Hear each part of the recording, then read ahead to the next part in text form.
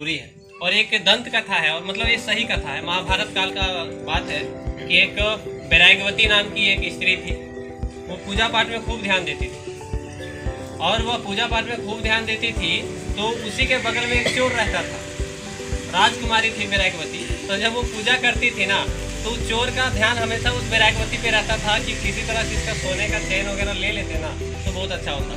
एक दिन उसके मन में ख्याल आया और वह जो है साधु का वेश धारण किया और उसके पास गया। तो उन्होंने देखा कि ये साधु है, तो चलो इसको कुछ दे देते हैं दान दक्षिणा, जैसा कि भारत की परंपरा रही है।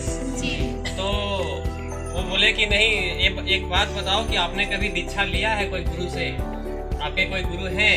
बोला नहीं, हम तो बस विष्णु जी के चरणों में ही समर्पित है, अभी तक तो हमने किसी, वही हमारे सब कुछ।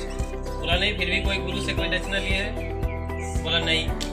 बोला कि तो उसके अंदर एक ललक जग गई वैराग्यवती के अंदर कि सचमुच में मुझे मेरा भी एक गुरु होना चाहिए। तो उन्होंने उसी को गुरु मान लिया, इसको, उस चोर को, है ना। और बोला कि नहीं, आपको यदि हम शिष्य स्वीकार करेंगे तो इसके लिए हमारी परंपरा है कि आपको जंगल में जाना पड़ेगा, वहाँ पर जो है आपको गुरु दक्षिणा देना पड़ेगा, और जो हमारी जो बातें होगी उसके आपको स्वीकार करना पड़ेगा, तब जा करके हम आपको शिष्य स्वीकार करेंगे। तो बोला मंजूर है हमें। और वह वहाँ पर गया, उसका मुख्य मकसद क्या था, उसका सोने वगैरह का जो चैन था वो लेना। वहाँ पर गया, उसको रस्सी से बांध दिया, और उनके जो चैन वगैरह है वो सब ले लिए। एक सच्ची सन्यासी, एक सच्चा जो भक्त होता है उसको ये शोभा नहीं देता, राशि वस्त्र, है ना, ले लिया, बांध दिया उसको, और बोला कि तुमको 2 दिन यहाँ रहना पड़ेगा इसी तरह से बंधे, तब जा करके हमारी गुरु भक्ति प्राप्त होगी तुम्हें। अब 2 दिन बीत गए, उसके घर वाले खोजते खोजते उसके पास गए, और जब खोजते खोजते वो गए तो देखा कि मेरी बेटी बंधी हुई है। तो उसकी बेटी बोली कि पिताजी अभी मुझे मत खोलिए, क्योंकि गुरु के बंधन में भी हम बंधे हुए हैं, और जब तक हमारे गुरु नहीं खोलने के लिए आएंगे तब तक जो है मुझे आप मत खोलिए।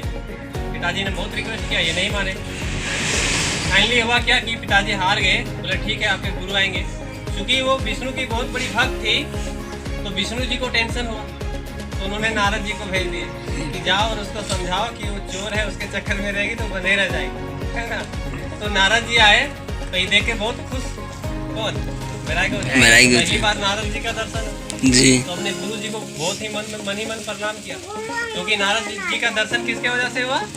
गुरु की वजह से, गुरु जी के वजह से। बोला कि हम तो सौभाग्यशाली है कि हमारे गुरु जी के वजह से आपका दर्शन हो गया। आप भी हमको मत खोलिए जब तक कि हमारे पास गुरु जी नहीं। खुद जो है विष्णु को आना पड़ गया, ठीक ना।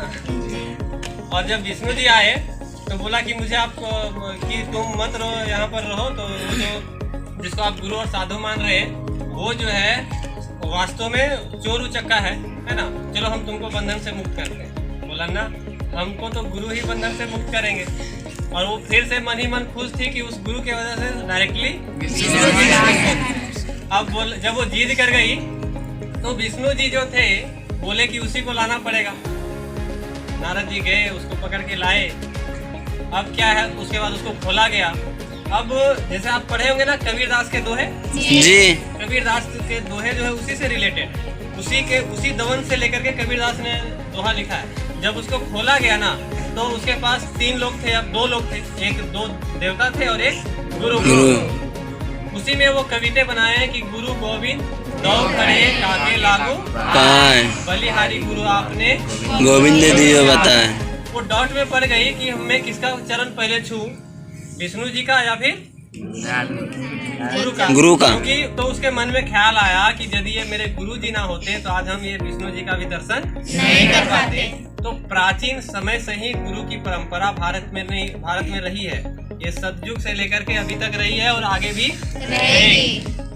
तो बच्चों, एक बेहतर एजुकेशन आपको लेना है तो कहीं ना कहीं कोई गुरु की आवश्यकता पड़ेगी। बिना गुरु का आप एजुकेशन ले ही नहीं सकते। कितनों अब हम इन्हीं वक्तव्यों के साथ अपनी वाणी को समाप्त करते हैं और